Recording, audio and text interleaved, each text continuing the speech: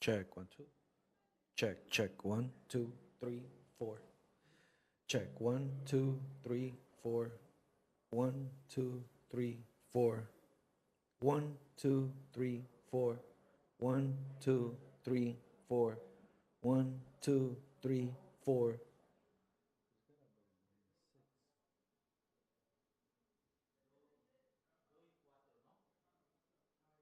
Check one, two, three, four.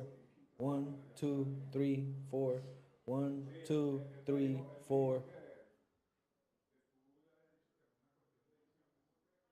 One, two, three, four. One, two, three, four. One, two, three, four. One, two.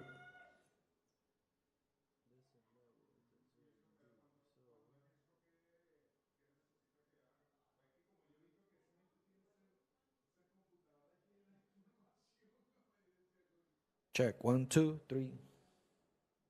One, two, three. One, one, two, three, four. One, two, three, four.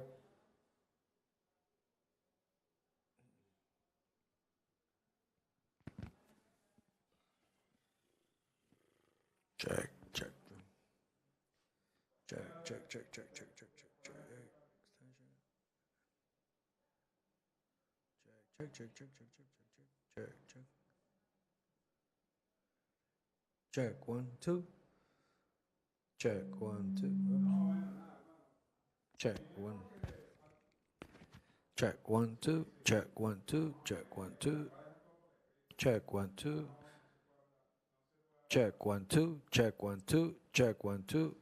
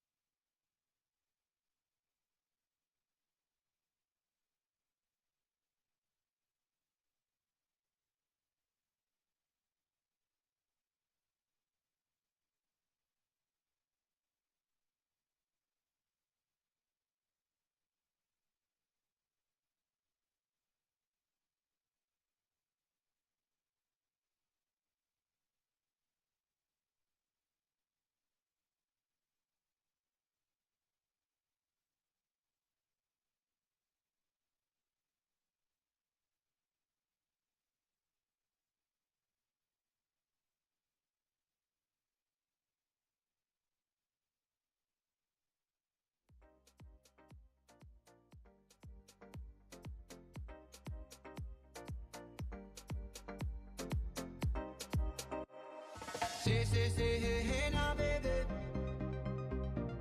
Oh, mama, don't play now, baby. Say, hey, hey now, baby. So let's get one thing straight now, baby. Tell me if you love me or not, love me or not, love me or not. I put the house on you, am I lucky or not, lucky or not, lucky or not? You gotta tell me if you love me or not, love me or not, love me or not. I'm wishing for you, am I lucky or not, lucky or not, lucky or not?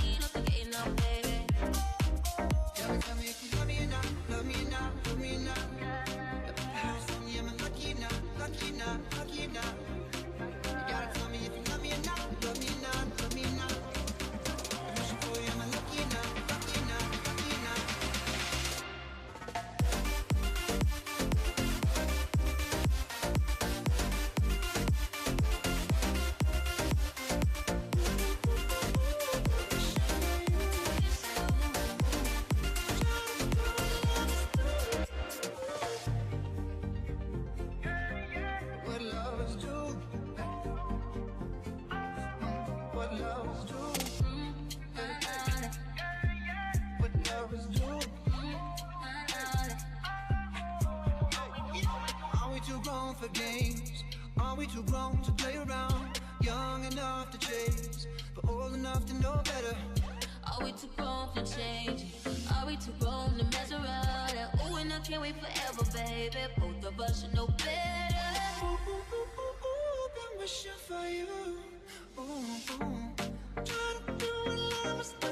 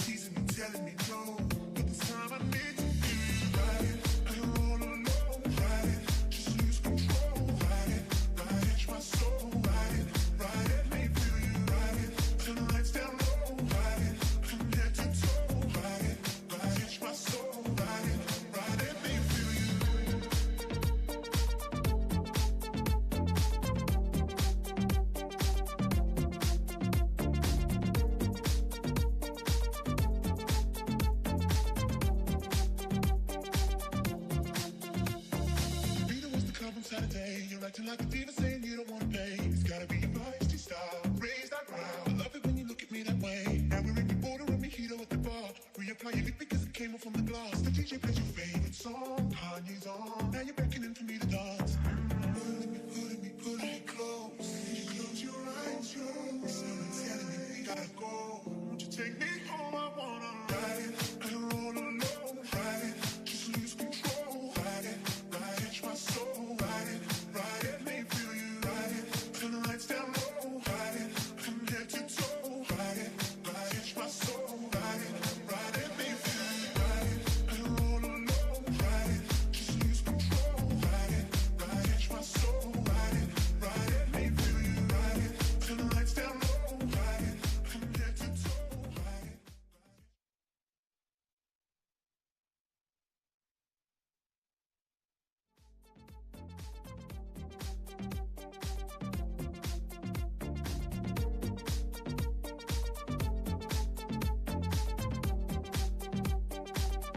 Take me home, I wanna ride it and roll alone.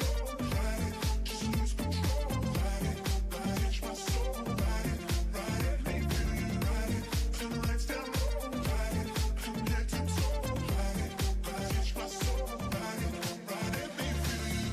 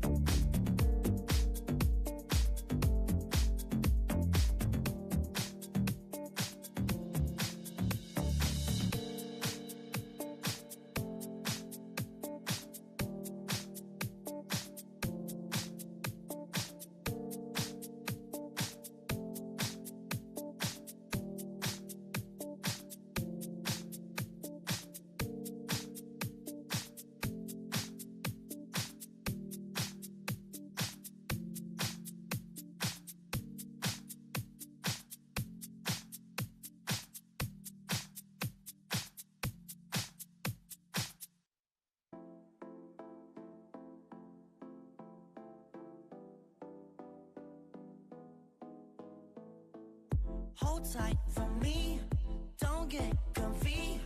My type, I see, and I know that you know me. I move my feet, she follow me into the streets. There's a bar at the hotel, so it's gonna be the quantum. Cause we look like the cartel, yeah, yeah, yeah, yeah. I'm addicted to right now, and I want it to stay round. Tell your powers to calm down, yeah, yeah, yeah, yeah. There's something about you. Baby, I like the way that you can move it around the place. And when you dance it in my face, so I just play it cool. Baby, I like the way that you can move it around the place. And when you dance it in my face, so I just play it cool.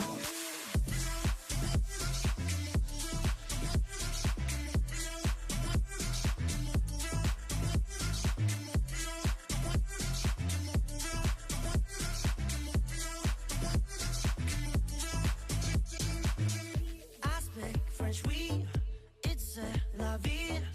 Your energy taking over me, don't stop. Got me feeling a whole lot. Tell your powers to calm down, yeah, yeah, yeah, yeah. There's something about you. Baby, I like the way that you can move it around the place. And when you dance it in my face, so I just play it cool. Baby, I like the way that you can move it around the place. And when you dance it in my face, so I just play it cool.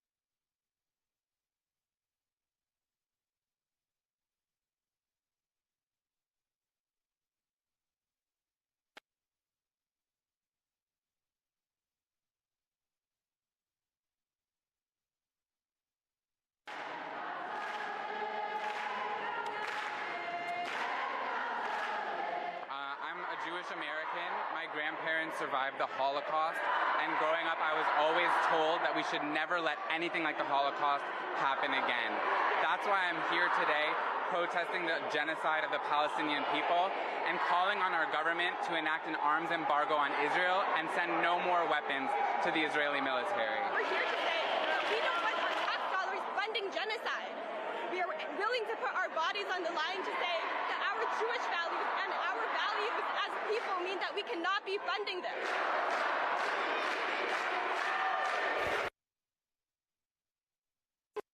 Funding this.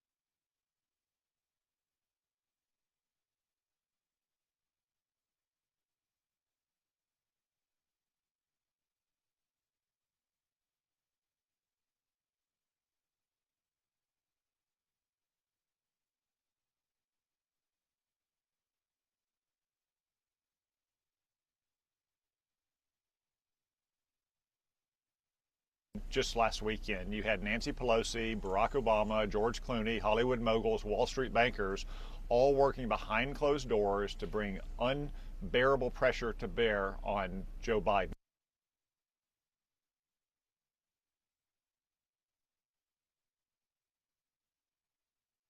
To bear on Joe Biden.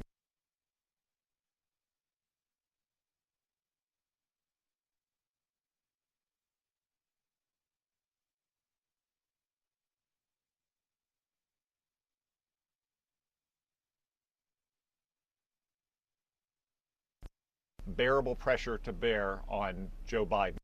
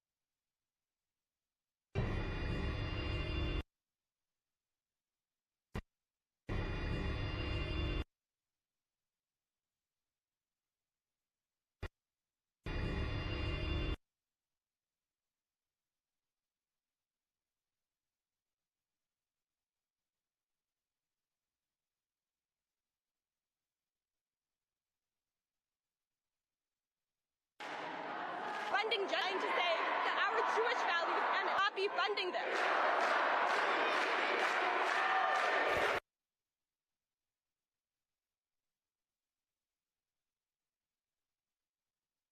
Just last weekend, you had Joe Biden pressure to bear on Joe Biden.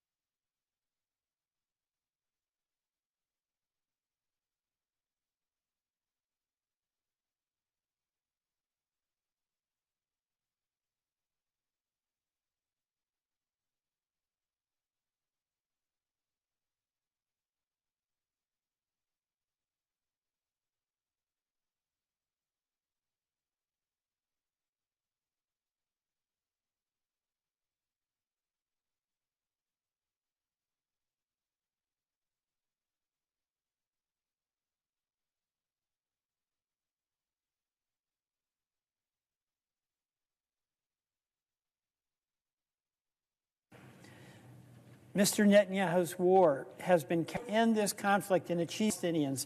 I'm not interested in participating in a political stunt.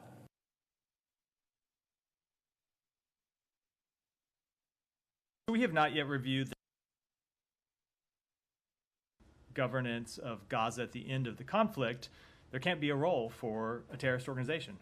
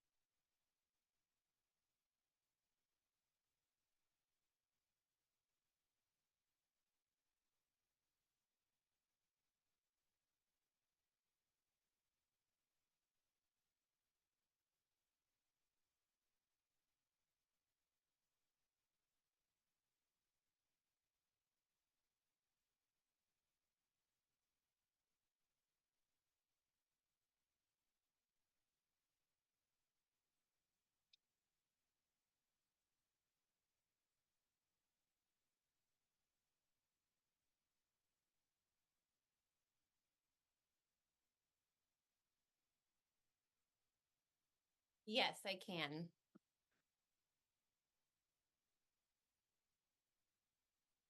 Okay.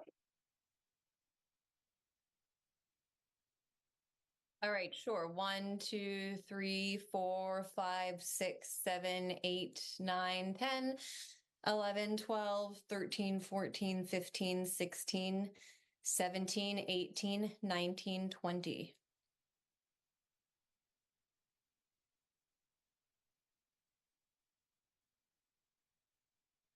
All right.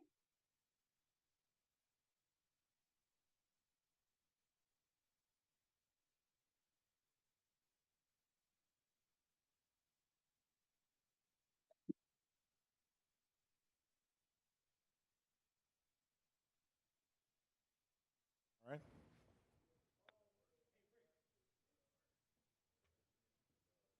Yeah, yeah.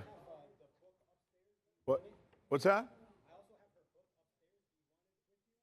No, no, we'll sell it. Yeah. So yeah, let's say I'm fine, Victor. Thank you. You want to let's get Anya on. Anya, how are you? Good to see you again. Hi, Rick. How are you? Good to see you as well. Good. Where are you at? Where are you these days? In Northern Virginia. Oh, so you're still there in our old Yes. haunt, as we like to say. Yeah, got out of the city, but are you in Miami? Yeah, we're back in Miami. Yeah, Lucky you. this is a great topic. I'm so glad we're going to have this conversation, especially here in Miami, where most of the crazy Venezuelans are living here with the crazy Yeah. Cubans. But Including Juan Guaido himself. yeah, that was so. There's one thing I'll probably mention to you. I'll never forget. First of all, I saw that whole thing like the worst coup in the history of the U.S. And it was almost a comedy. I think somebody could turn this. They could take your book and revise it a little bit and make it a Broadway play, which would be funny as hell. One of the funniest things I remember was Pompeo calls a news conference to announce that the United States of America, has chosen a new president for Venezuela. It's like, what the fuck? Yep. Why are you announcing that you have decided there's a new president of Venezuela? And he mispronounces his name and calls him Guido. Oh, yeah, that was great. President Guido. We got a new guy in charge. We found him. He's amazing. His name is Guido. He's gonna be great. It was like, oh, you fucking moron. It's like you can't even Seriously. get you've assigned a new president to another sovereign country and you don't even know his name? Anyway. Pretty much. Yeah, don't get me going on this whole event. But I can't wait to hear. Listen. Just tell us your story. Everything that you think we need to know about Venezuela, the coups, the many coups, the U.S. control of it, et cetera, et cetera. So. Sure. And what they're doing with Citgo now, I guess, right? Did they take over Citgo? I can't even keep up with this stuff. Yeah. Right now it's on hold because the judge basically just placed a hold on it for the election, for the Venezuelan election to go through. But after 2 months from now, so September, the judge will come out with his announcement as to who gets to buy up Citgo. So what about those millions and millions of gold bars in the Bank of England? They're sitting there indefinitely, which I guess we can get into it later, but Maduro had actually tried repatriating that 3 or 4 months before they recognized Guaido. It's like, that's my money. You can't do that. Oh, yeah, we can. God, it's crazy. Yeah, we can just recognize a different government. Yeah, so. Sorry, taking your money. All right, Anya, we're going to start the show, and then I'll come to you. If we go there, you could talk about anything too, right? You could talk a little bit about U.S. politics and all the shit that is going on. Sure, yeah. Of course. Okay. Thank you. All right, guys, let's do this. Thank you. Yes. Hey, Luis.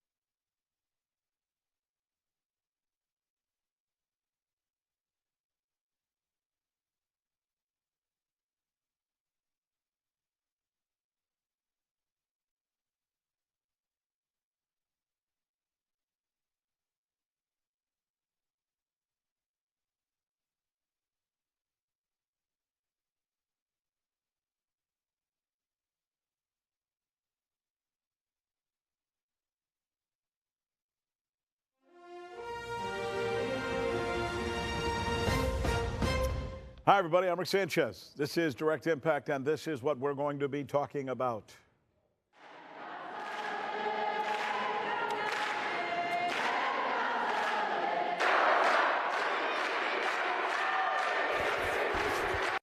Israeli Prime Minister Benjamin Netanyahu arrives in America. The reception so far ain't so pretty. This is Direct Impact. I'm Rick Sanchez. Let's do this.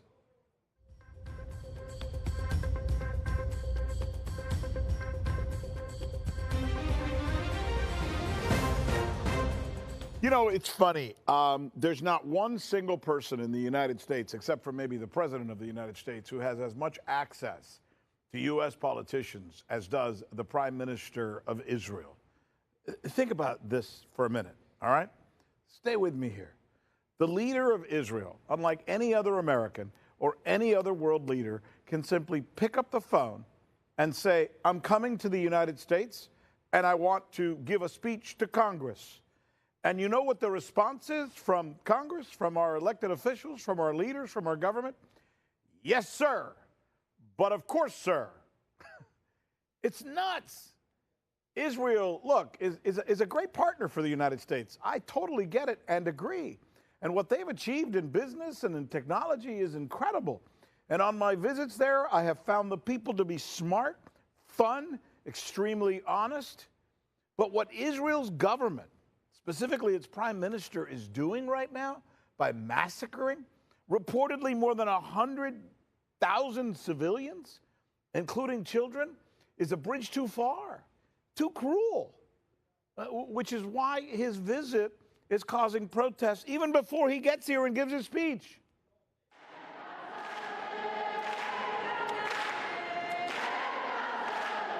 I'm a Jewish American. My grandparents survived the Holocaust, and growing up I was always told that we should never let anything like the Holocaust happen again.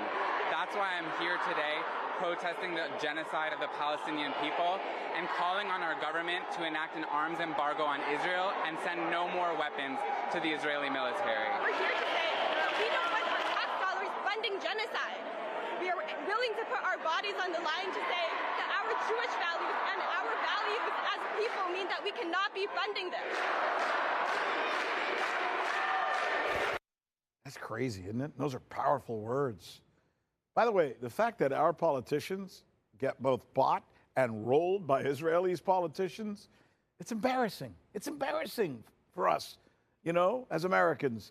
I mean, if you're living in the U.S., you may not know it, you may not feel it, but let me show you how the rest of the world sees this situation where the United States provides a hero's welcome for a guy that the United Nations and the International Criminal Court has declared is a war criminal responsible for a deliberate mass genocide.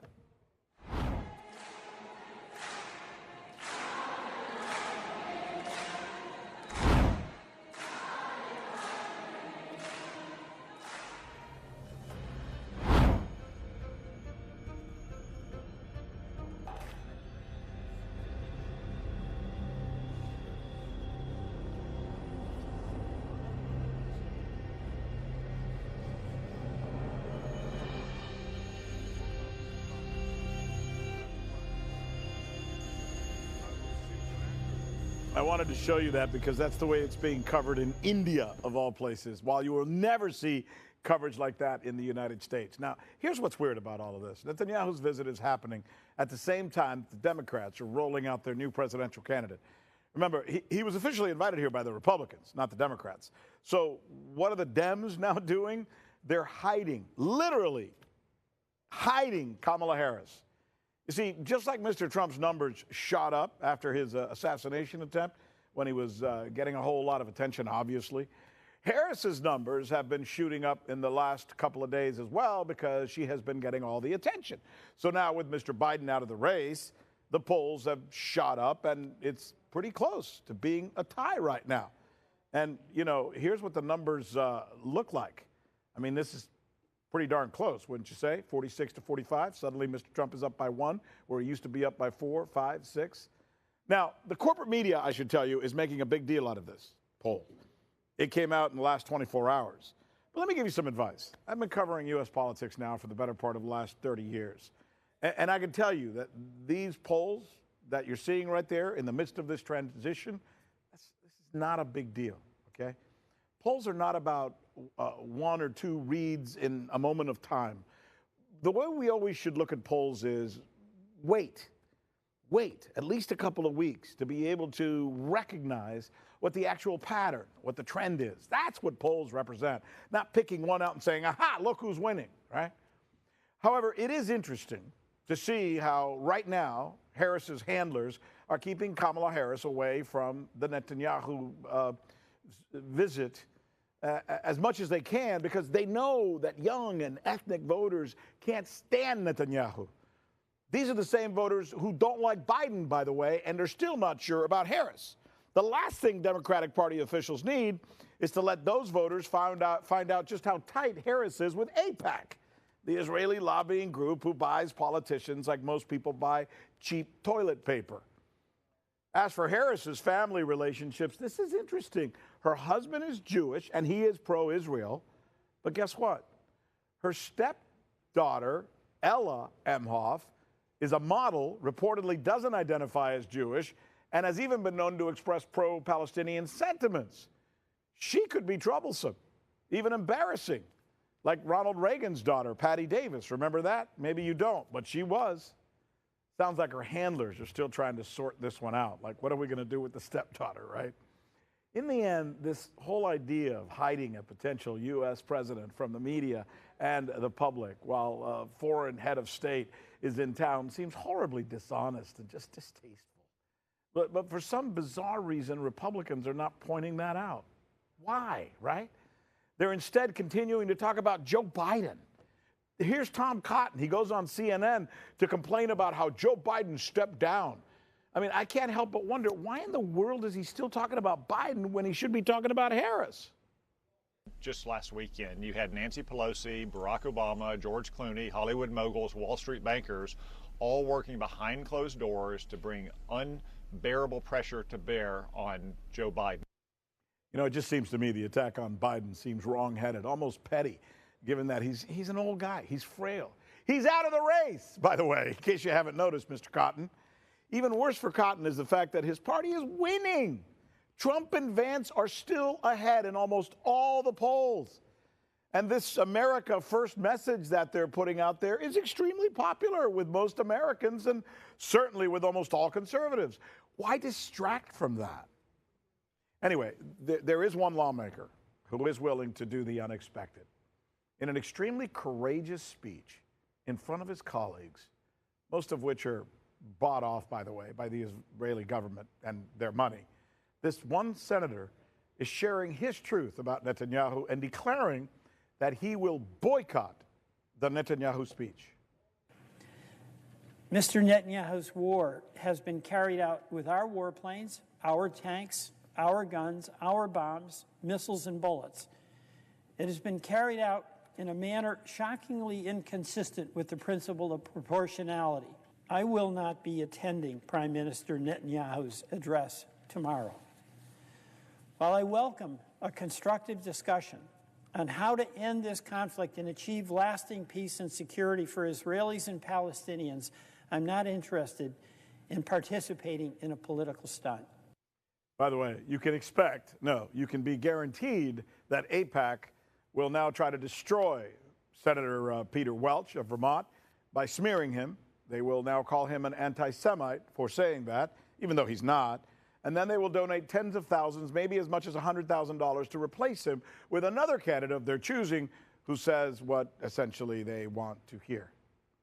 By the way, while Welch is pushing for peace, the U.S. State Department is pushing for more war in a bizarre reaction to a peace gesture by China, where it's attempting to hold talks to try and end the fighting in the Middle East. Spokesperson Matthew Miller, this guy's a piece of work. You got to see this, actually expressed anger at China for even daring to talk to the organization that Israel says it's at war with. We have not yet reviewed the text of the so-called Beijing Declaration. Of course, we will do that. But as we have made clear for months, Hamas is a terrorist organization, something that we obviously made clear before October 7th. But when it comes to governance of Gaza at the end of the conflict, there can't be a role for a terrorist organization. I mean, just think of how tortured the logic in what he just said is. Israel claims it is at war with Hamas, which has about, what, 5,000 to 10,000 people in it, even though they've killed 180,000 people. Hamas has said on many occasions, by the way, and look this up, don't take my word for it, on many occasions that it is willing to release the hostages and sit down for talks. That's Hamas, the bad guys, right? But Matt Miller says that they can't have any conversations with them because they're a terrorist organization. So what is he saying? There's no way then to end the fighting. This thing could go on for another 100 years then, right? As long as you just say they're terrorists so we can't talk to them, we're just going to kill them. Kill as many people who may be associated with them. What? The State Department doesn't want peace in Gaza. They didn't want peace in Iraq when it was offered to them. They certainly aren't against any type of peace for Ukraine. And you know where else the State Department and its military contractor friends and their corporate friends don't want peace? Venezuela. Yeah, sorry, that's a fact. When we come back, we're going to be talking to Anya Parampil, who has written a book about that very topic. Anya's a journalist. She's an author. She's covered Venezuela. She's really smart, and I can't wait to talk to her. So stay right there. We're going to be right back.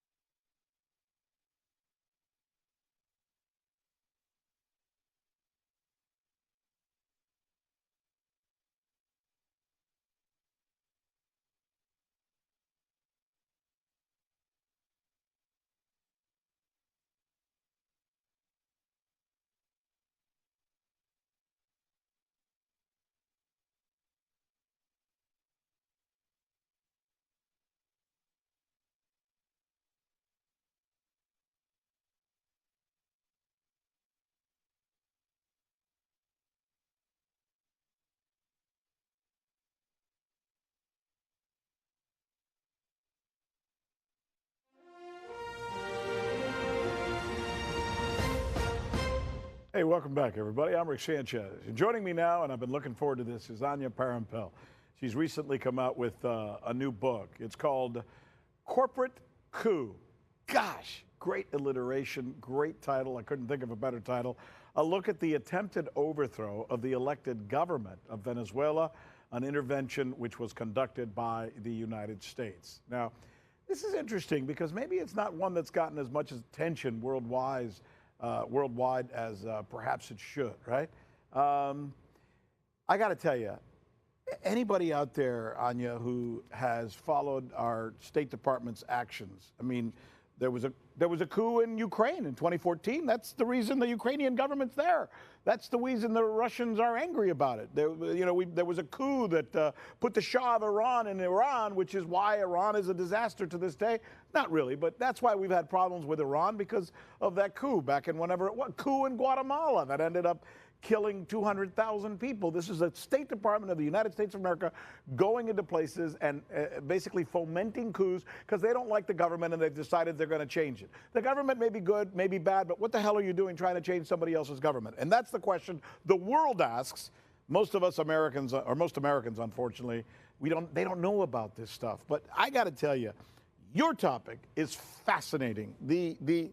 The coup that we apparently tried during the Trump administration in Venezuela was almost, in my opinion, laughably, horribly carried out. Am I wrong? No, you're not. And it could easily, as you've said, be a comedy script. It could also be a thriller, a drama, because there are so many compelling characters. But this corporate coup that was conducted against Venezuela in 2019 was unprecedented, as I say in the book, because it was the first time that the U.S. government, while they're known for overthrowing other governments, particularly in Latin America, this was the first time that the U.S. actually declared mission accomplished before the regime change had taken place. They just got out and put the cart in front of the horse and said, we recognize this shadow government in Venezuela, when actually nothing had changed on the ground. And Trump, under the leadership of poor advisors, such as John Bolton in particular, who really drove this, and that analysis is based on all of the Trump era biographies or memoirs that I read. John Bolton's memoir, Mike Pompeo's memoir, Mark Esper, the defense secretary. They all talk about trying to convince Trump to make this policy change, and that they thought that if they just announced this government, that would cause the actual government in Venezuela to fall. And of course it didn't. And here we are 5 years later. And the only accomplishment of this coup was really to loot millions of dollars worth of Venezuela's international assets. And in that regard, they succeeded. It's so bizarre because listen to what you just said. I hope people around the world are listening to this and getting it. One day, Washington decided that they would proclaim a new president of a country. What? You just can't do that. You can't just give a speech at the State Department like Pompeo and Bolton and others did and say, we now have decided the new president of country X, forget Venezuela, any country, the new president of country X is so-and-so. What the hell made them think they could get away with that? I suppose it was imperial hubris, and that's really the downfall of any empire, is once it becomes too big for its britches. And in this case, what you said is exactly true. The rest of the world recognized the precedent that this policy set, and that's why the vast majority of the world's countries did not recognize the U.S. imposed shadow government in Venezuela. Other than 50 countries that are basically all of the U.S. allies, North Atlantic treaty allies in Europe, and then close Latin American countries that are under U.S. domination through military bases and various agreements, those are the countries that recognized this make-believe fantasy government. And the rest of the world, including the major powers in the world, Russia, China, India, Turkey, Iran, these are countries that are going to be very powerful moving forward. South Africa, countries that have heavy industry and they're rising economies. And these countries said, look, if it's Venezuela today, it can be any single one of us tomorrow. And I know for a fact that is what they thought, because those are what the diplomats that I spoke to while covering this coup said to me. I'll never forget, and one of the reasons I got this smile on my face is as I was listening to you talk, I'll never forget, I was on the air covering this story, and there was a news conference at the White House, and Pompeo came out, and he said that he had a very important announcement about Venezuela, and he said, we are here to announce that we are now recognizing the new leader of Venezuela, and he called him Guido. Oh my God! How is this like a comedy show? I mean, what the hell am I watching here? He actually called him Guido. I don't know if that's in your book, but if not, it probably should be, because right then and there, you knew it's a bunch of drunks in a room somewhere, or idiots who said, "Yeah, here's the plan. We'll get a new president in there, and what's his name? Oh, I don't know. Who cares? I won't even learn his name." Like, he didn't even know the guy, Anya. No, he didn't. And Trump himself was not impressed with Guaido, was only initially didn't even want to release the recognition of Guaido under his name, but was only convinced to do so by Mike Pence, who had a phone call with Juan Guaido the night before this policy went into action, and convinced Trump that he was worth endorsing. But according to reports that came out just months later, Trump was walking around the White House calling Guaido the Beto O'Rourke of Venezuela, and correctly recognizing that all of the good-looking military men, those were Trump's words, not mine, according to John Bolton, were standing behind Maduro. And yeah, here we are. It's 2024, and Venezuela in the coming days will actually hold presidential elections. Maduro will likely win, but it's worth noting that the main candidate running against him, Edmundo Gonzalez, was actually a functionary working in the Venezuelan embassy in El Salvador during the 1980s, at a time when the U.S. was running a dirty war on El Salvador and the region, actually, in Nicaragua as well. And he was someone who, because Venezuela was tightly allied with the U.S. and participating in that policy at the time, was involved with those crimes, alongside Elliot Abrams, the man who actually was appointed Venezuela envoy under Trump's administration. A criminal. So a criminal.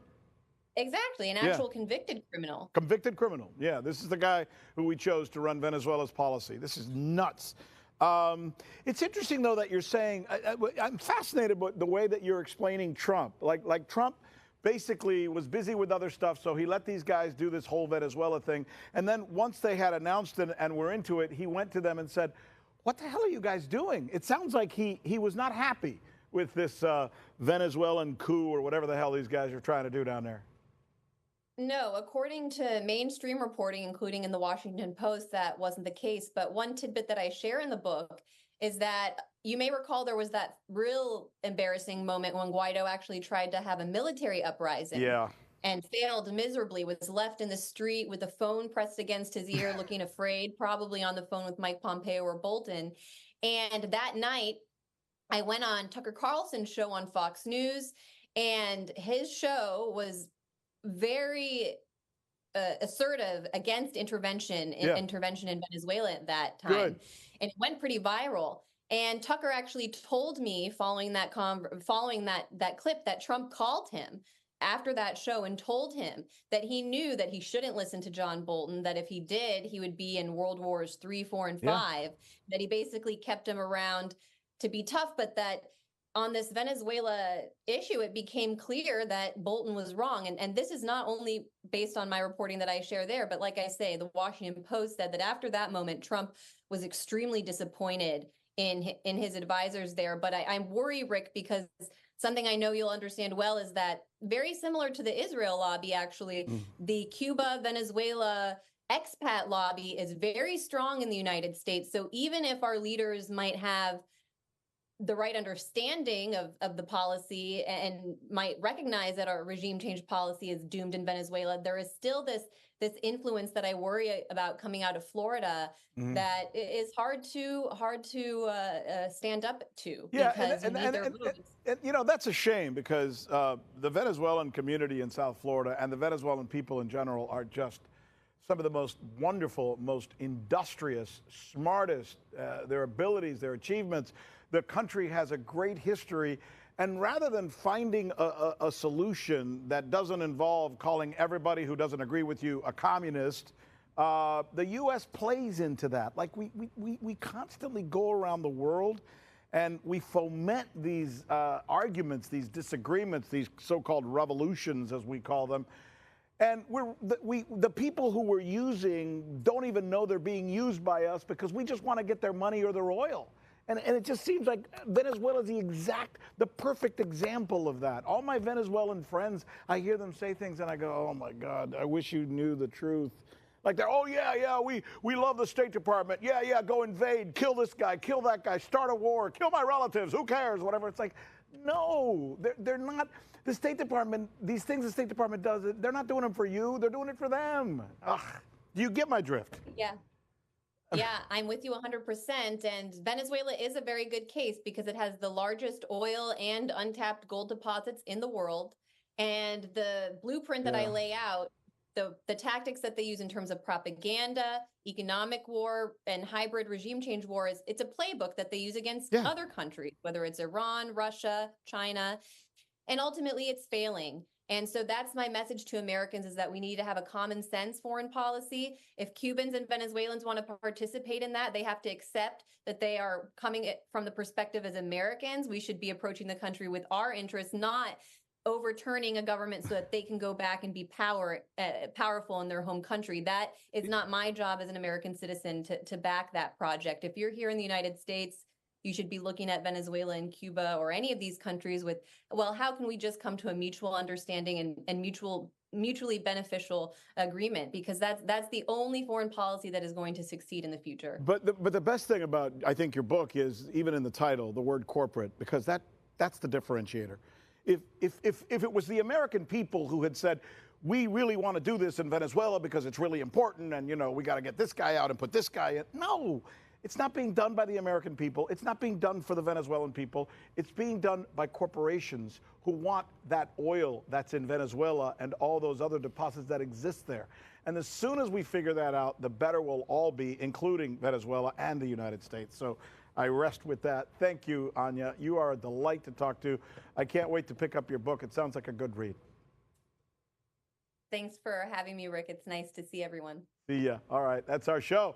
Remember always to look outside your own box. Truths, they seem easy sometimes. Oh, yeah, no, truths don't live in boxes. Look deeper. I'm Rick Sanchez, and we'll be looking for you next time.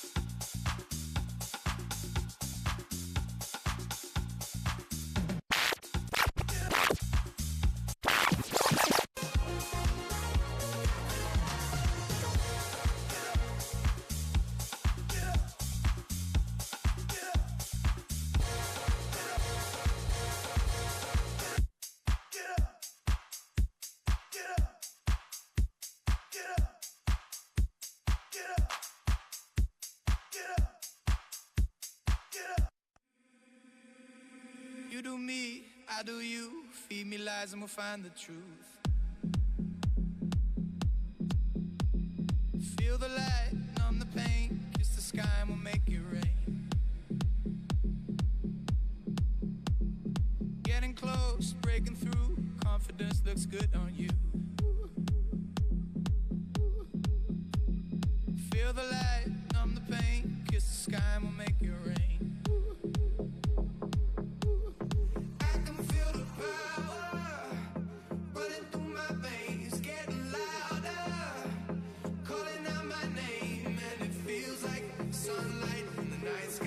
It shines on my mind.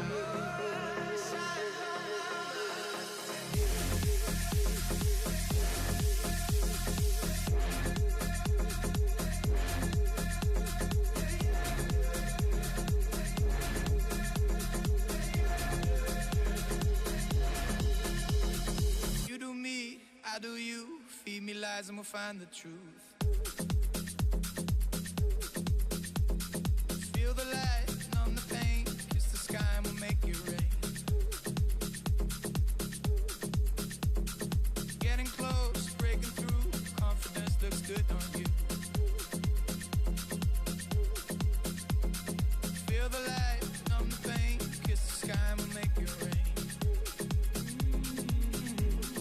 I can feel the power running through my veins, getting louder, calling out my name, and it feels like sunlight in the night sky. It shines on my mind.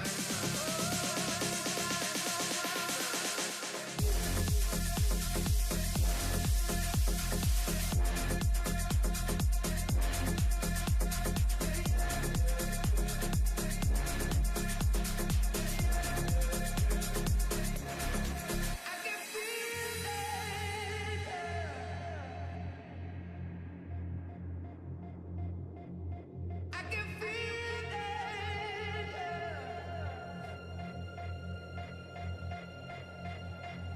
I can feel the power.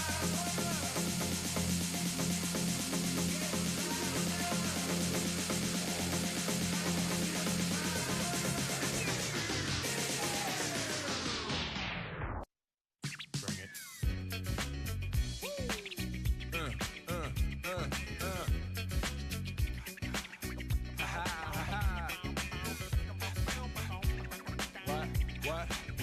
What?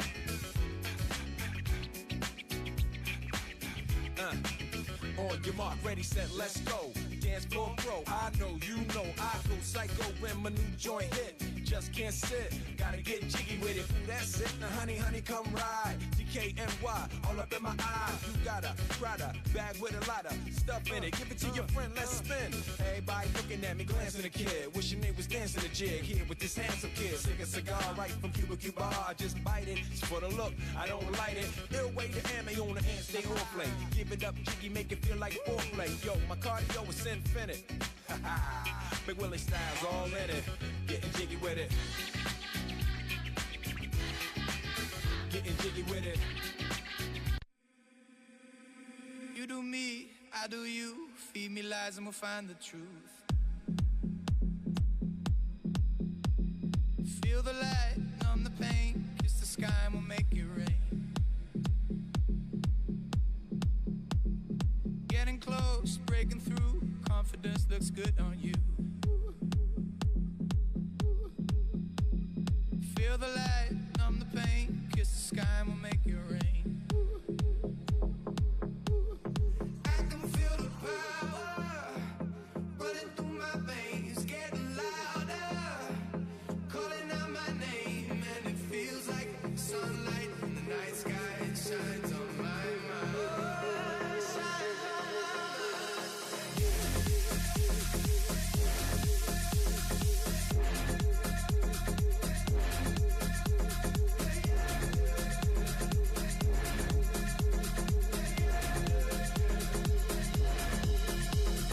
You do me, I do you. Feed me lies and we'll find the truth.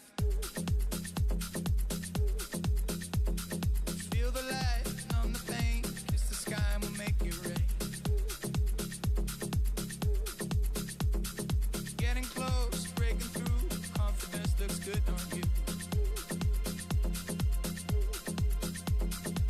feel the light, numb the pain. Kiss the sky and we'll make it rain. I can feel the power running through my veins, getting louder, getting louder. My name and it feels like sunlight in the night sky. It shines on my mind.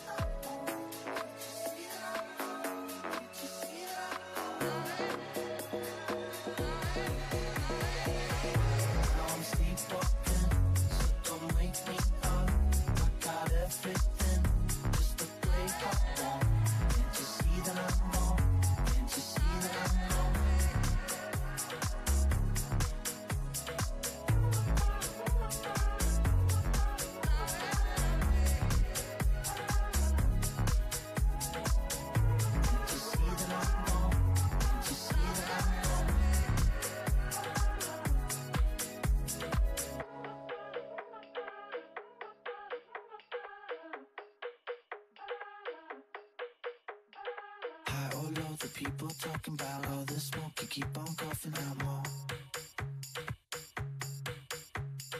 Keep it up, it won't give back enough. Just hold up a curtain off of the show. I'm held up down by the fault line. I hear sounds, I swear it's coming on now. Take my hand, jump in the ocean. I swear that we'll keep on floating alone.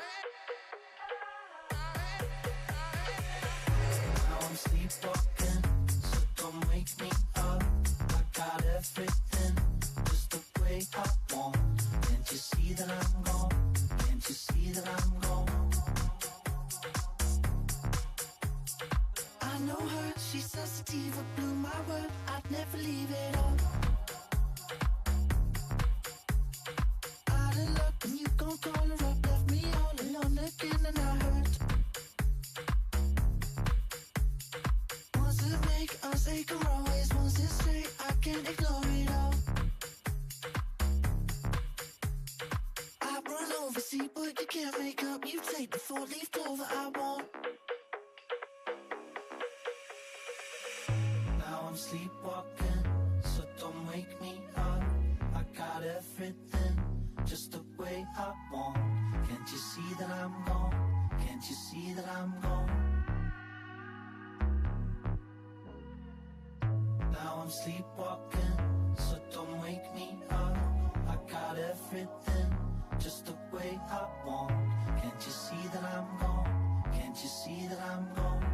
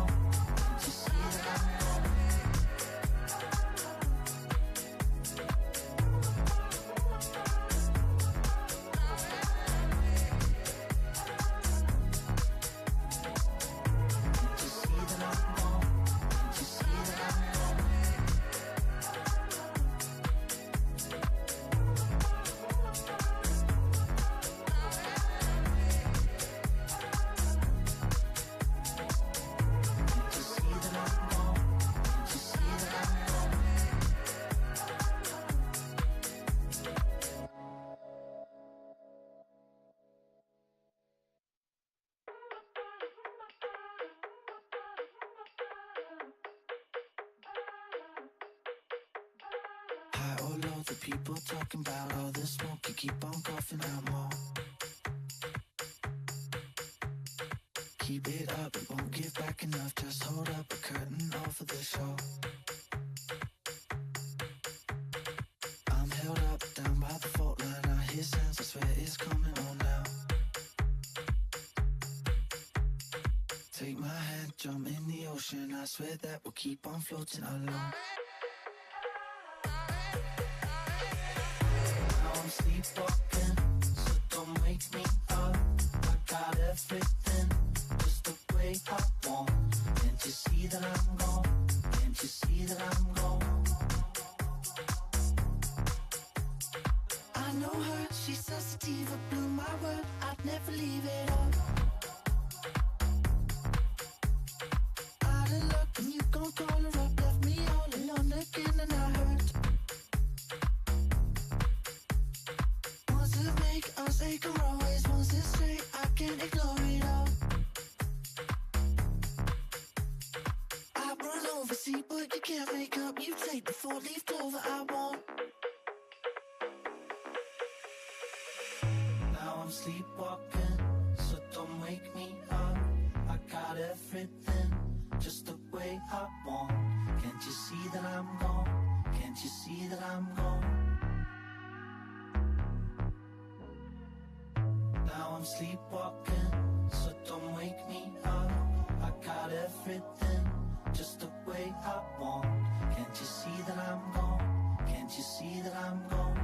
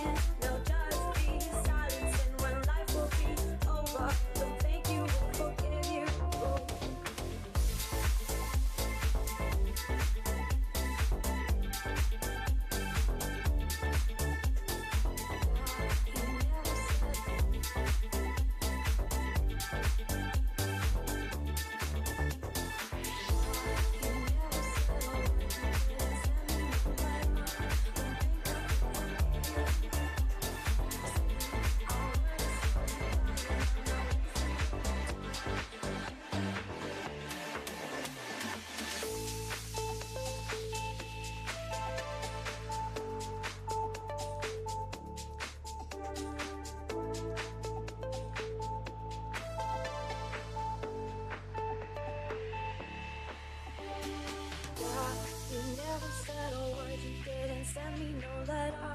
Don't think I could forgive you. See, our word is slowly dying. I'm not wasting no more time. Don't think I could believe you.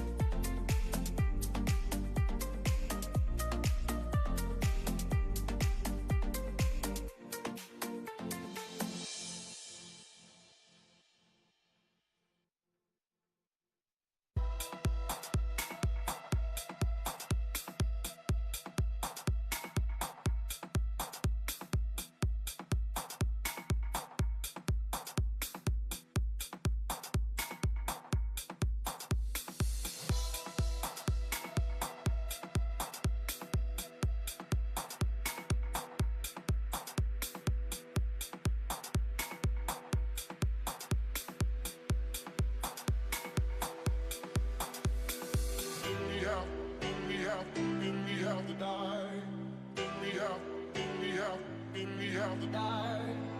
We have to die. We have to die. We have to die. We have to die. We have to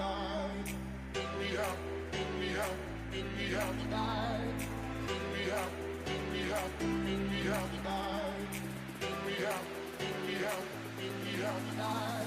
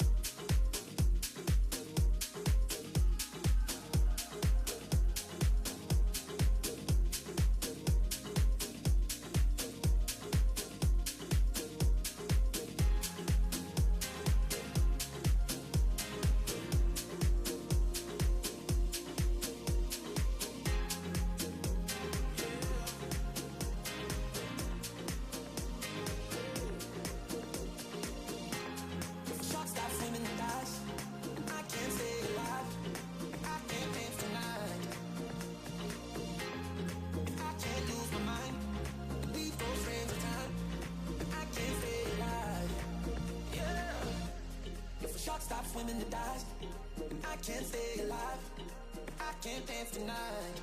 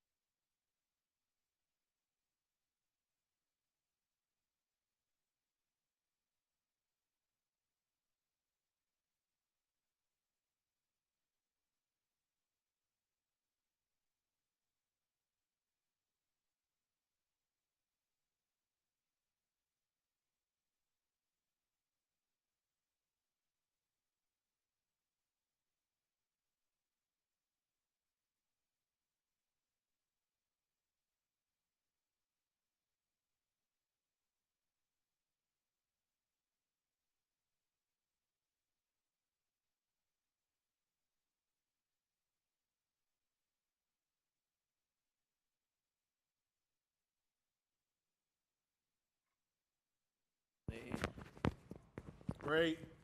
Let me talk to him right away.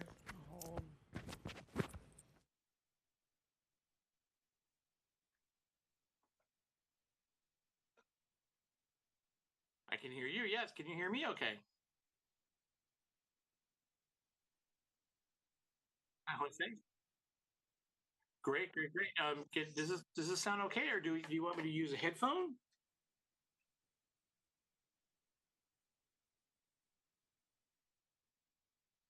Okay.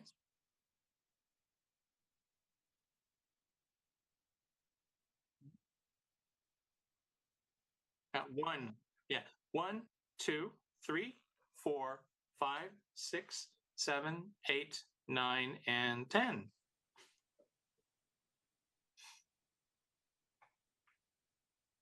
Okay.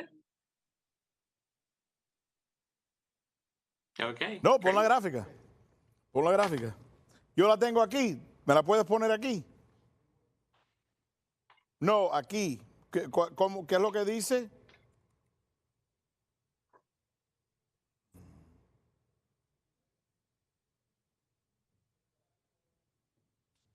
Coño, no está aquí.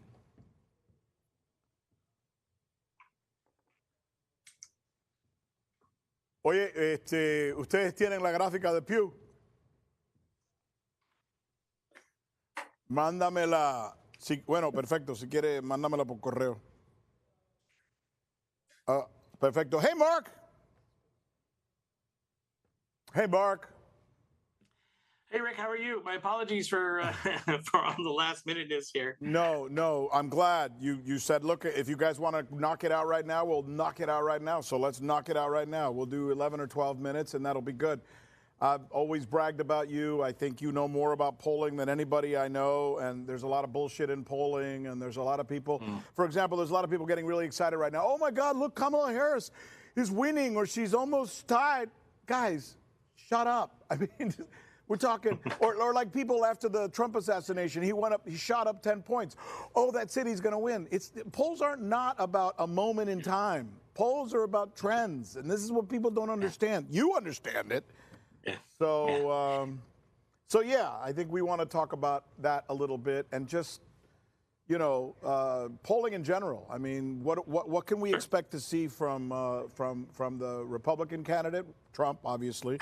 What can we expect to see from Kamala? What has history been showing us? I mean, let's just, you and I, doing the thing we've always done so well. So that sounds great.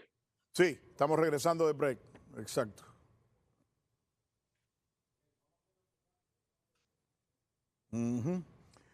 Oye, lo que sí debes de hacer, ¿cómo se dice? Víctor, lo que debes de hacer es grabar a Mark. Por supuesto, let's go ahead and do the toss to break, where he's just on camera looking handsome. Exactly. And then,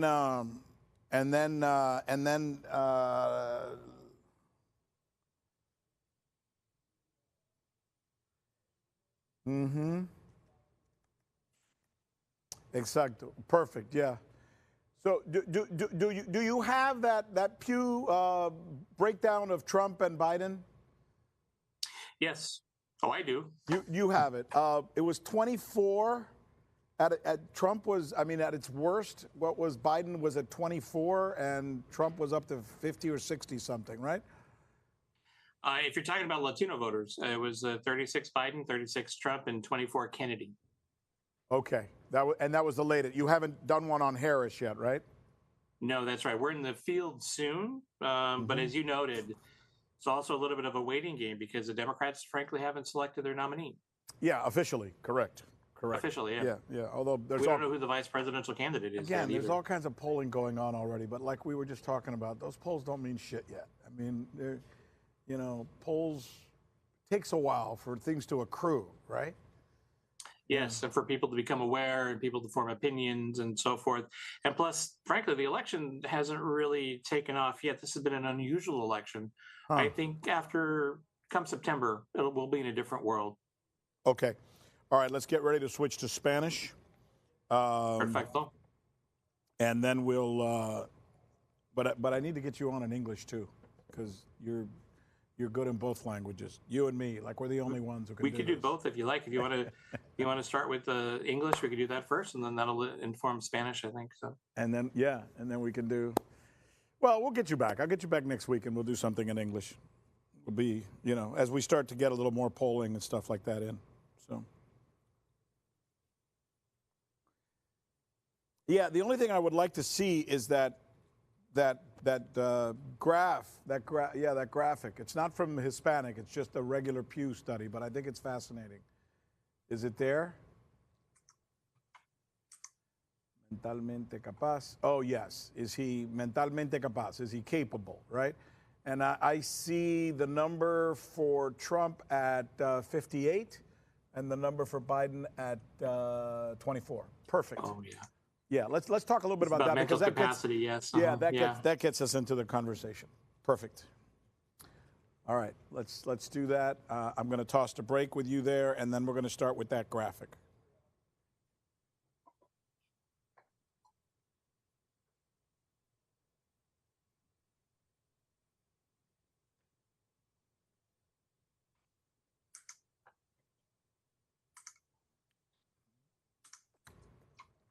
Got it.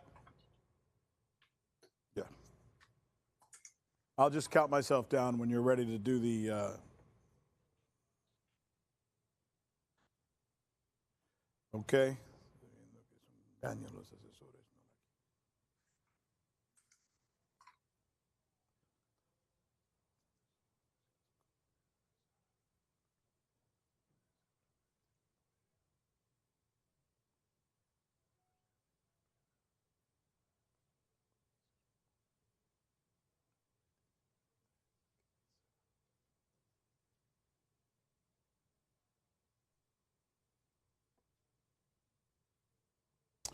María, en vez de empezar con cuando regresemos, vamos a empezar con lo reportan como si fuera normal. The paragraph above it.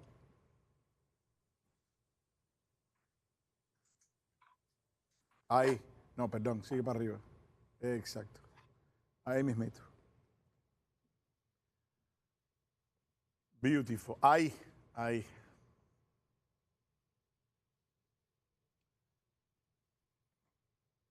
Mm-hmm. And I'm going to give you a 3, 2, 1 myself, okay? Got it. Count myself down.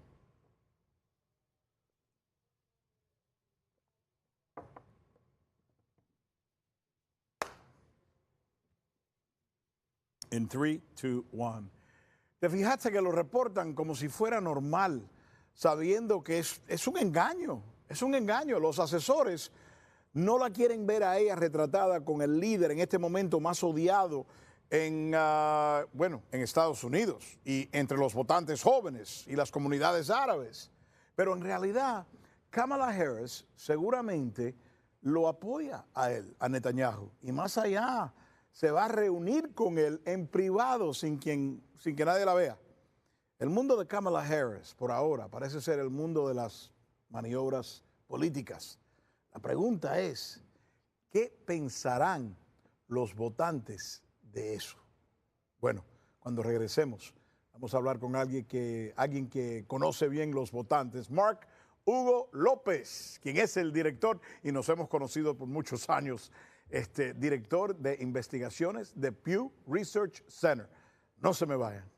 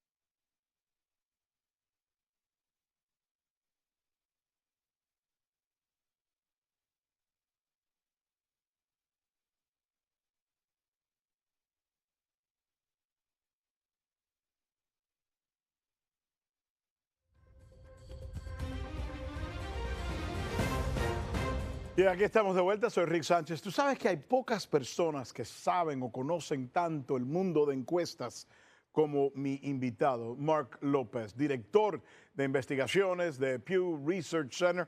Él y yo tenemos años haciendo entrevistas. Cuando yo trabajaba en la NBC, en Fox, en la cadena CNN, hemos hablado de este tipo de cosas. Y ahora está aquí con nosotros para explicarnos lo que está pasando, lo que ha pasado y lo que va a pasar con los votantes en la locura que estamos en este momento con lo de Trump y con lo de Harris. Vamos a empezar con esto. Tengo aquí una gráfica que le quiero enseñar. Miren esta gráfica. Esta gráfica más o menos lo que representa es donde estábamos la semana pasada, donde había llegado lo que los votantes pensaban de la capacidad del expresidente Trump y el presidente Joe Biden. Miren esos números. Mira dónde está Trump, ahí que lo pueden ver en naranja, 58%, y Biden había llegado al 24%. 24% solamente de los votantes en los Estados Unidos pensaban que este hombre era capaz de seguir como presidente de los Estados Unidos. Mark, primero, ahí es donde empezamos. Me parece que ese número, esa encuesta, esa gráfica nos dice que era inevitable, que tenían que sacarlo, tenían que poner a otra persona para el segundo turno, ¿no? Sí, exactamente. En el caso del presidente Biden, es interesante que los estadounidenses piensan que la capacidad de mente de Joe Biden es, pues, no es muy bien. Él no tiene la capacidad para ser presidente, por ejemplo. Solamente 24% dicen que él tiene mentalmente. Pero en el caso de Donald Trump, no hay una disminución en el porcentaje que piensan que él tiene la capacidad mentalmente para ser presidente. Yo pienso que esto es interesante, pero también es una tendencia de 4 años, porque el gráfico dice que desde 2020 tenemos esta disminución en las opiniones de los estadounidenses sobre la capacidad mentalmente de Joe Biden, y yo pienso que es interesante que es una disminución grande. Hay algo que está ocurriendo en este momento que yo estoy escuchando en los medios. Yo creo que muchas personas en los medios son irresponsables por la manera que tratan estas encuestas. Te voy a dar un ejemplo. La semana pasada o antepasada, cuando hicieron el atentado en la vida trataron de asesinar al expresidente Trump, de pronto vimos que las encuestas brincaron y vimos que había un gran porcentaje de personas que ahora estaban favoreciendo a Trump. Ahora, cuando anuncian que va a ser Kamala Harris, vemos que de día a día cambia la cosa. Y de pronto ahora Trump no está ganando por 8 o 9 puntos, solamente está ganando por 3 o 4 puntos. Así que ese brinco, ese brinco de un lado al otro, muchas veces el público y los periodistas le ponen tanta atención como si fuera esto es lo que está pasando. En sí, una encuesta no se debe de leer de día a noche. Se debe de leer como una tendencia. Yo opino, no sé lo que tú piensas, tú eres el experto, que no vamos a saber dónde de verdad está el público. Se va a demorar por lo menos 2 semanas más, ¿no? Sí, exactamente. Y particularmente durante las últimas semanas tenemos muchos cambios en la elección con Joe Biden, con expresidente Trump, con Kamala Harris. Y yo pienso que en el debate también, yo pienso que las encuestas de las últimas semanas son difíciles porque el ambiente está cambiando mucho y entonces es posible que sí, las opiniones de los votantes están cambiando como esto, pero yo pienso que necesitamos más encuestas para saber exactamente dónde están los votantes estadounidenses. También vamos a tener más cambios porque ahora sí, Kamala Harris es la candidata para los demócratas, pero ella no es el candidato oficial para los demócratas y no sabemos quién es el candidato para vicepresidente por los demócratas. Y entonces, sin esa información, es difícil para saber exactamente dónde está el público. Hay un punto más que yo pienso que es interesante. Mucho del público, sí, ellos saben quién es Kamala Harris. Sin embargo, ahora hay muchos, ¿cómo se dice? Personas que quieren una imagen de Kamala Harris que es Desconocen. diferente Sí, en comparación con el pasado. Los republicanos quieren negativo y los demócratas quieren tener más positiva. Entonces, es posible que el público no saber exactamente quién es Kamala Harris. Es interesante porque tú sabes que nosotros que trabajamos en este giro, tú y yo y todos los otros periodistas, y hay personas que viven la política de los Estados Unidos, pero yo creo que la gran mayoría del público no todavía le está poniendo la atención que nosotros pensamos que le están poniendo. Y me parece que esas personas en sí todavía no han decidido por quién van a votar, ¿cierto? Sí, las encuestas del Pew y de otras organizaciones indican que ahora el público no tiene mucha atención a la elección, pero en realidad es septiembre que es la empieza de la elección, particularmente en este año, porque no fue primarias como en el pasado, y entonces tenemos muchos meses entre febrero y hoy sin muchos cambios con la sección del debate y todo después del debate. Sin embargo, yo pienso que la elección va a empezar en septiembre y más atención del público vamos a tener más atención allá. Pero también yo pienso que no sé si este va a ser una elección con un récord de votantes, no sé, depende con muchos de los eventos que vamos a tener en las próximas semanas. Bueno, tú sabes lo que importa con eso que acabas de mencionar, el número de personas que van a votar en este giro. Yo creo que tiene que ver con los jóvenes. Y la impresión que yo tengo en este momento en este país es que los jóvenes no les gustan ningún candidato y están hasta el pelo con la situación en Gaza, la guerra en Ucrania, todas las guerras. Y yo creo que Biden se hizo mucho daño en apoyando esas guerras y esta situación en Gaza. Lo que no sabemos si ese mismo público, los jóvenes en sí, y los latinos y los afroamericanos, que no les gustan eso, van ahora a cambiar y le van a dar el apoyo a Harris sin echarle la culpa a ella por los pecados de su jefe, de Biden. ¿Qué opinas? Una encuesta del Pew de la empieza de julio, entonces después del debate, pero antes de los problemas con Donald Trump. Sí. Es interesante porque la gran mayoría de los jóvenes, de los latinos, de los afroamericanos, de los estadounidenses, quieren nuevos candidatos para esta elección. La gran mayoría dicen que ellos quieren una elección con otros candidatos para los demócratas, pero también los republicanos. Entonces, yo pienso que ahora este público, estos votantes, no son satisfechos con la elección. Depende, necesitamos nuevas encuestas, pero depende con las opiniones de estos grupos sobre Kamala Harris. Es posible que con este cambio, los jóvenes, los latinos, pero particularmente los afroamericanos, van a votar por Kamala Harris más en comparación con Joe Biden, pero necesitamos nuevas encuestas y más tiempo. Vamos a hablar un momentico de los latinos, los hispanos que viven en los Estados Unidos. Y históricamente, tradicional, voto hispano en Estados Unidos siempre ha sido demócrata, Pero en los últimos años ha disminuido ese número y estamos viendo más latinos, especialmente los hombres latinos, no las hembras, pero los hombres masculinos, votando más republicano. ¿Sigue esa tendencia? Sí, hay una tendencia, yo pienso que tenemos más información, más evidencia sobre esta tendencia. Por ejemplo, en 2012, Mitt Romney, el candidato republicano en este año, ganó 21% del voto latino. En 2016, Donald Trump ganó 28%. En 2020, él ganó 38% del apoyo de los votantes latinos en el año 22. Pero yo pienso que es interesante que las encuestas de hoy indican que Donald Trump es con casi 40 o 44% del apoyo entre los votantes latinos.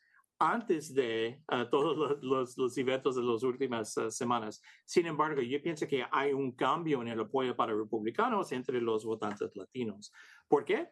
Es una combinación de otros aspectos de la población. Es los hombres, como tú dices, pero también hay un cambio entre las mujeres también.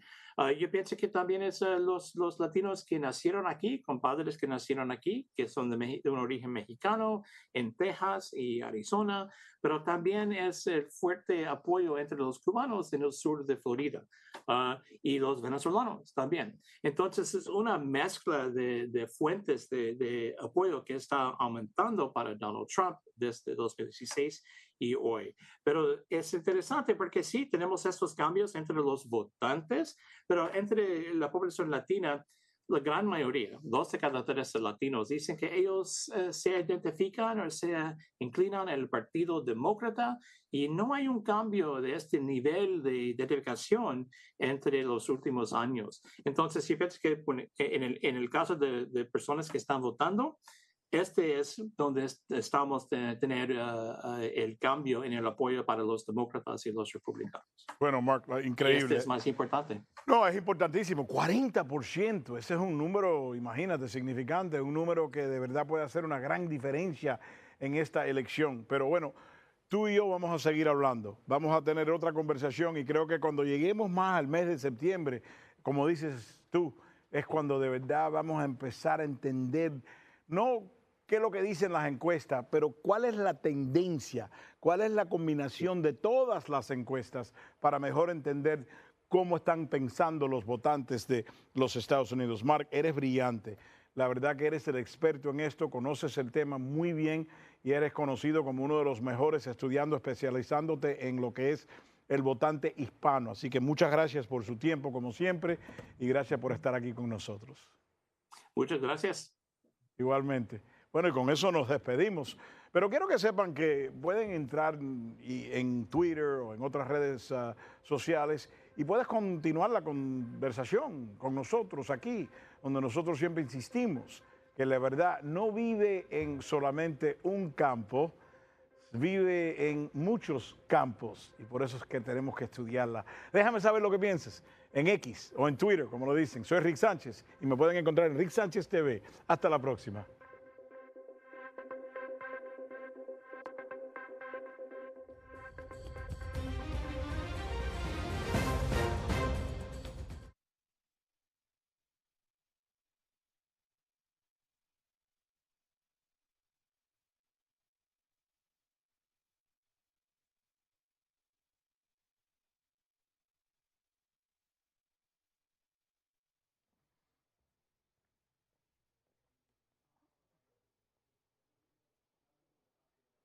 ¿Necesitan ustedes un tiempito?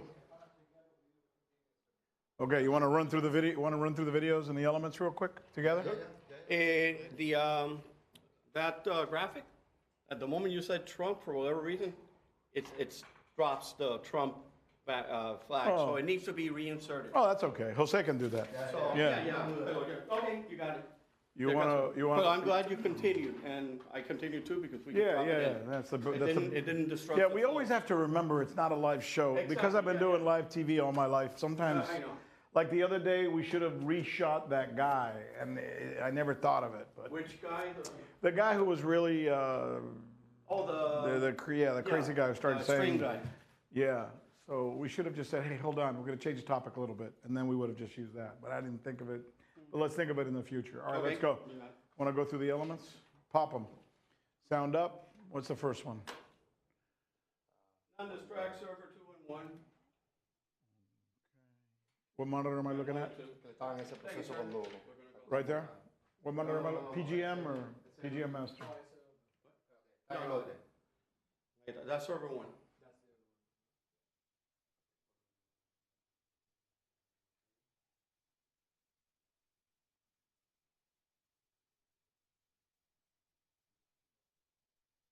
¿Está José?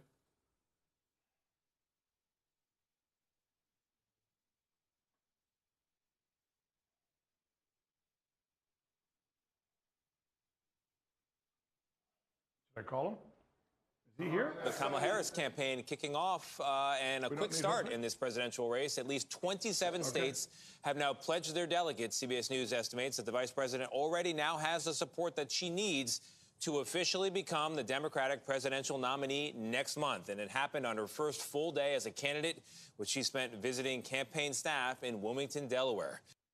Perfect. Next. Wilmington, Often Delaware is described the as an outfit. Thank ATM you. for Democrats, the world's film and TV capital in Los Angeles has long been an important This is source the, of the Hollywood. party's campaign funds. On Monday, rapper Cardi B, actors Jamie Lee Curtis and Viola Davis, and TV producer Shonda Rhimes threw their support behind the U.S. vice president.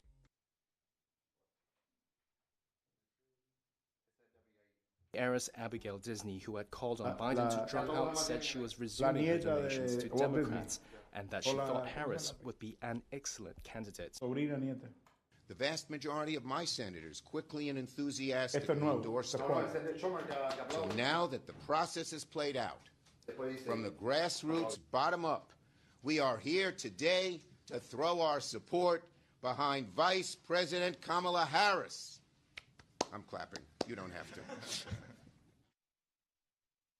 Then it looks like in the last 24 hours, Future Forward, the preferred super PAC that previously backed President Biden's reelection bid, and now Harris's election bid, is claiming that it has secured commitments of $150 million from donors who were threatening to withhold their donations after Biden's poor debate performance. Mr. President, thank you for calling in today. Over to you. Julie, if I didn't have COVID, I'd be sitting there with you, standing there with you. I'm so proud of what you've all done. And but this COVID has keep me out of people's hair for the next 3 or 4 days. But I'm going to be on the road, and I'm not going anywhere.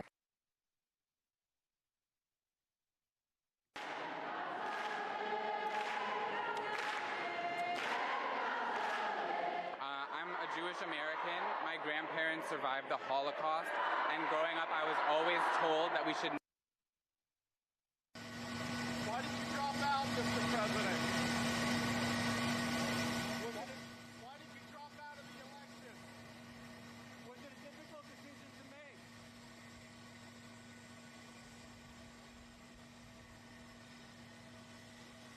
The Kamala Harris campaign.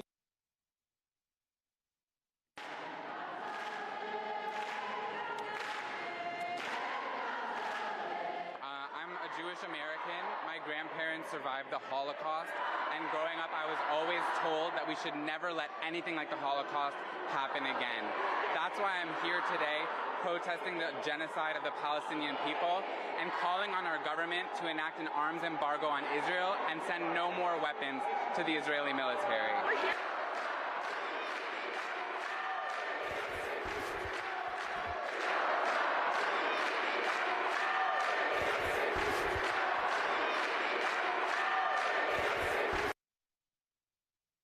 But according to 2 congressional aides, Senator Ben Cardin of Maryland will preside over his joint Yeah, address that's to the last Congress one. rather than That's the Vice last President one. Kamala Harris, That's who's expected to be campaigning. All right, let's do this. No guests for the first, right? No, we don't do a guest on Spanish. All right, let's do this. I think we're going to get out of here a little early. And that's good, because I got, you know what I have at home? A bottle of whiskey, some cocaine, some marijuana, and a couple of hot broads. My wife and my granddaughter. One of them's 4. All right, let's, Richard, get a little bit of makeup on the face since I was sweating there trying to get this going, and then we'll go. Am I in a good place here? Am I centered?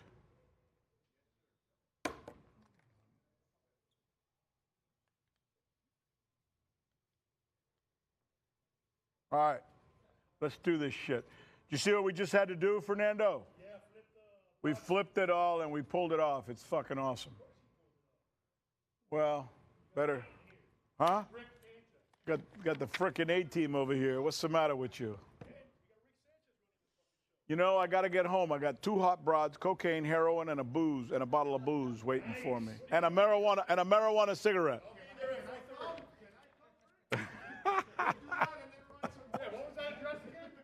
What was that address? Yeah. All right. Let me know when you're ready.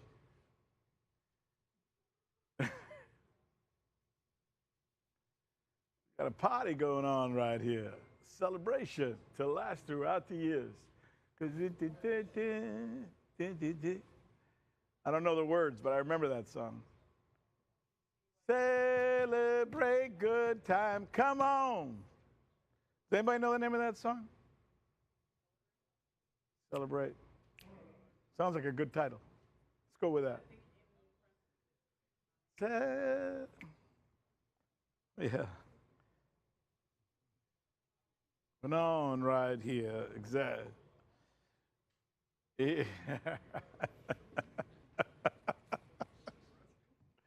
All right. They started smoking. They started with the weed in there.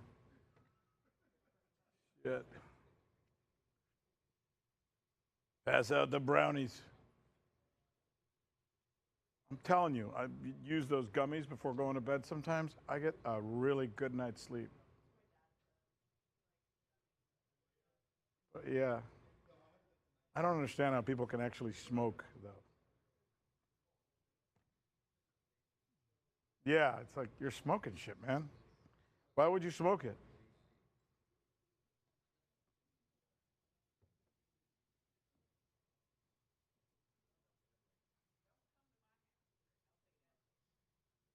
Really? Oh.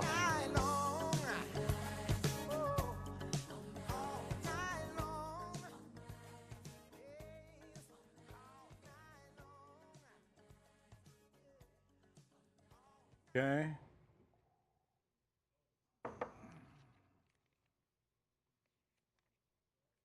Oye, y Eric, este es el que yo escribí, ¿no? Por favor, dime que este es el último. Perfecto. Ok. Ah, no, yo lo tengo aquí en inglés, pero no importa. No me lo dieron en español. No lo tengo aquí, así que por si acaso estoy dependiendo completamente del teleprompter. ¿Oíste, María? Ah. All right. Got it now. De que Joe Biden renunció a su campaña.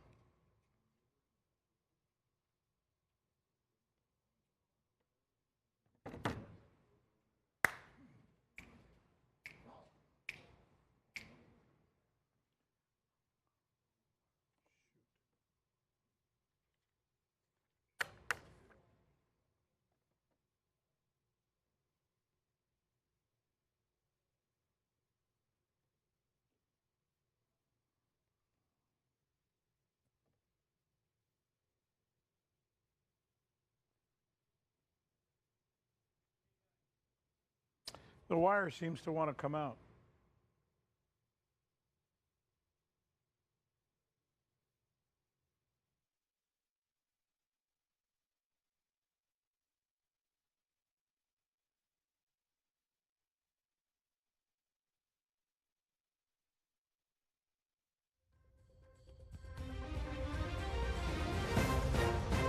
Y aquí estamos, Rick Sánchez, con lo que necesita saber en el día de hoy.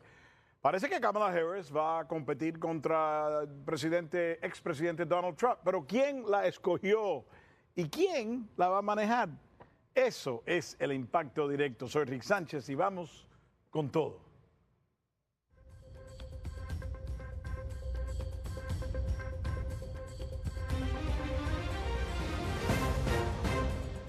Dos días después de que Joe Biden renunció a su campaña, parece que el Partido Demócrata, no el pueblo, no los votantes, no, son otras personas que han elegido a Kamala Harris.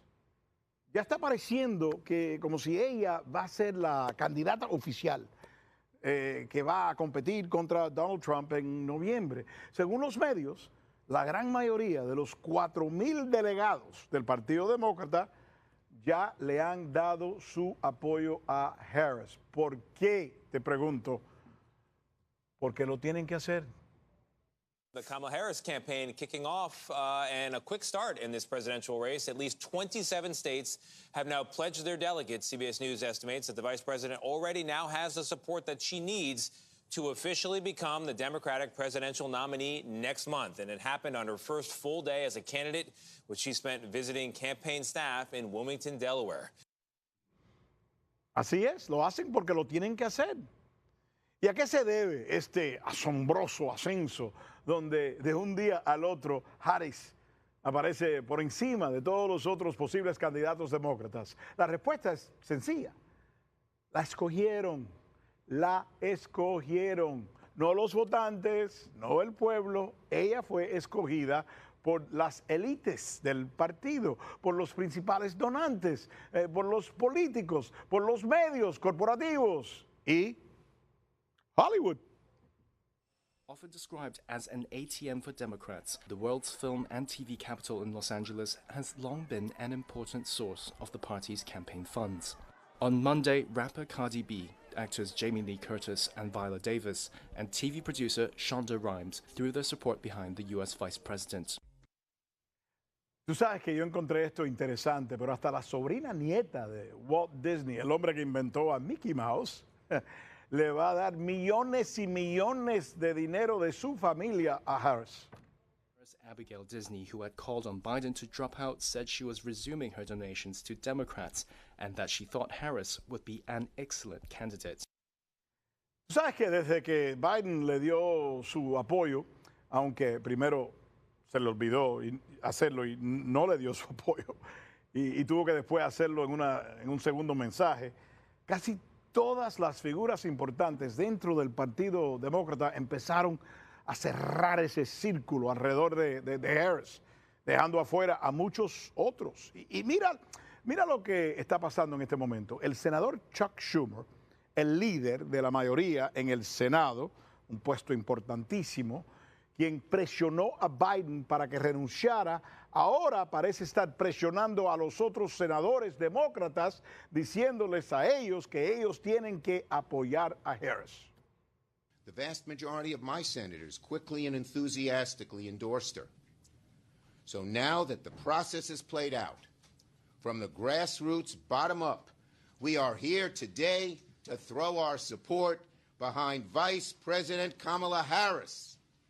I'm clapping. You don't have to.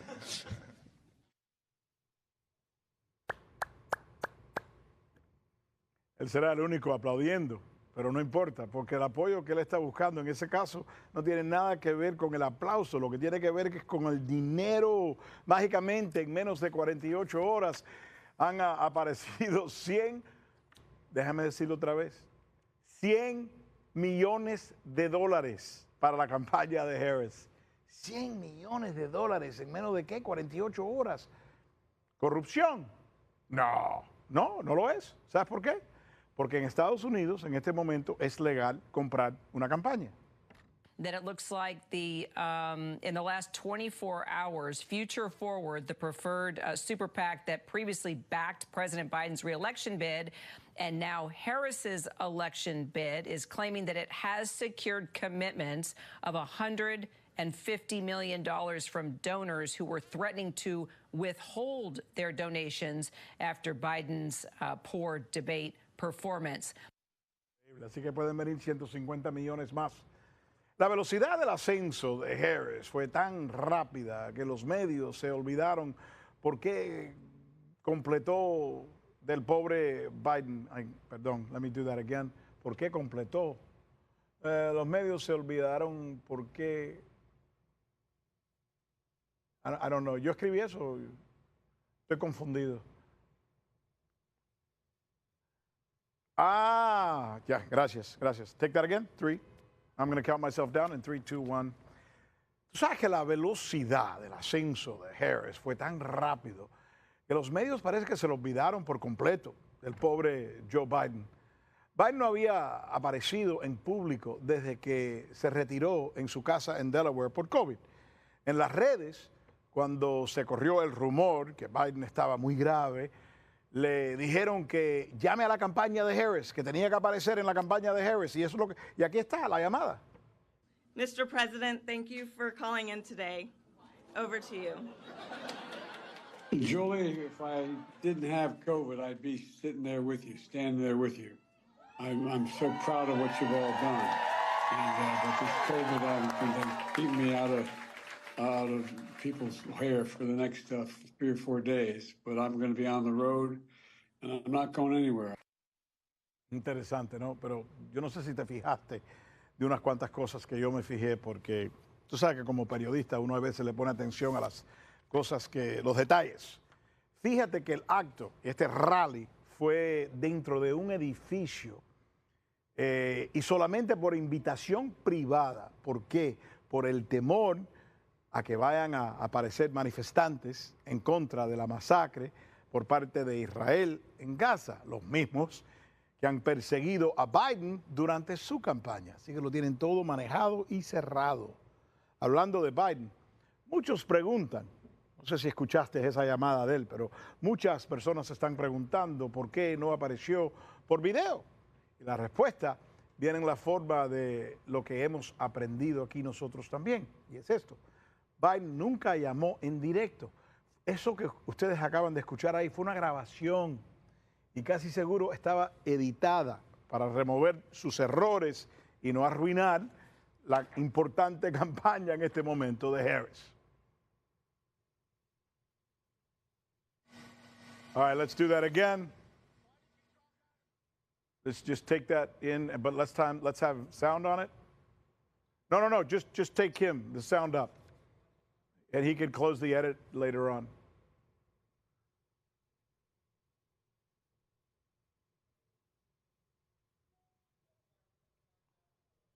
Just put Biden at the airport with lots of sound.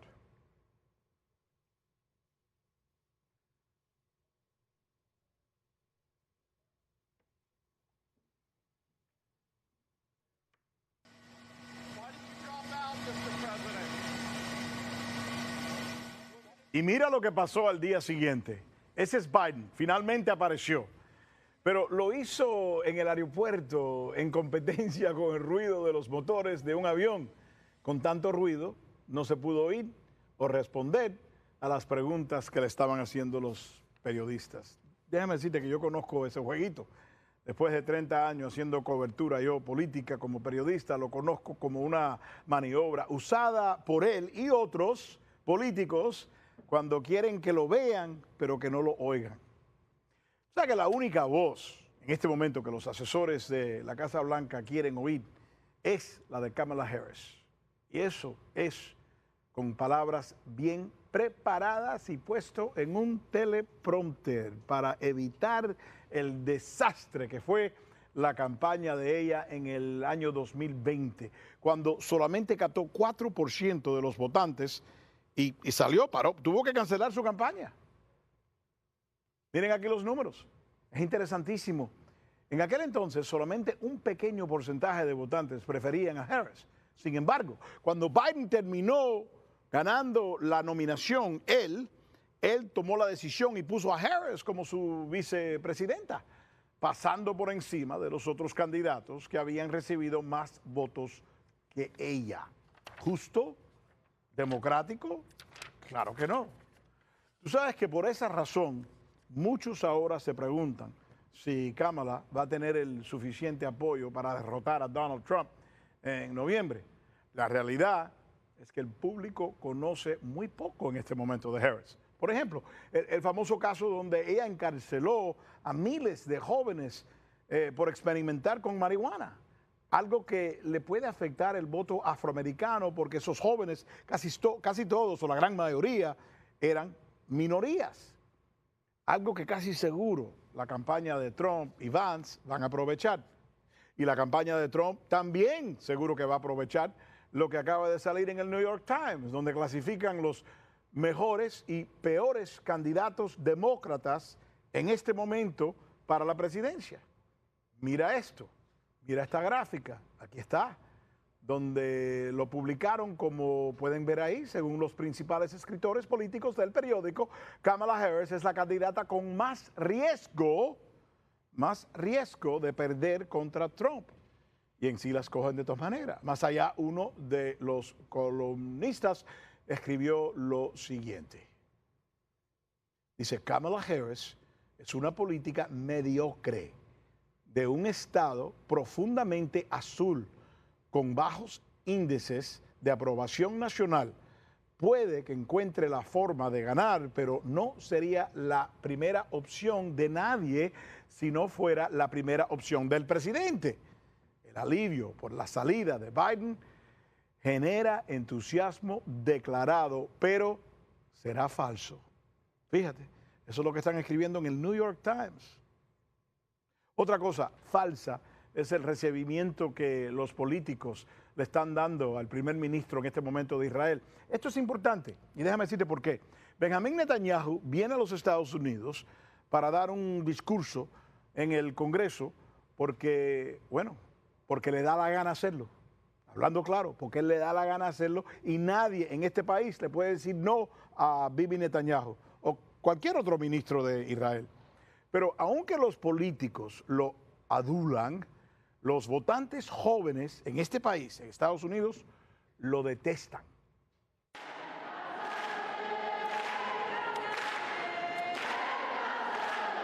I'm a Jewish American. My grandparents survived the Holocaust, and growing up I was always told that we should never let anything like the Holocaust happen again. That's why I'm here today protesting the genocide of the Palestinian people and calling on our government to enact an arms embargo on Israel and send no more weapons to the Israeli military.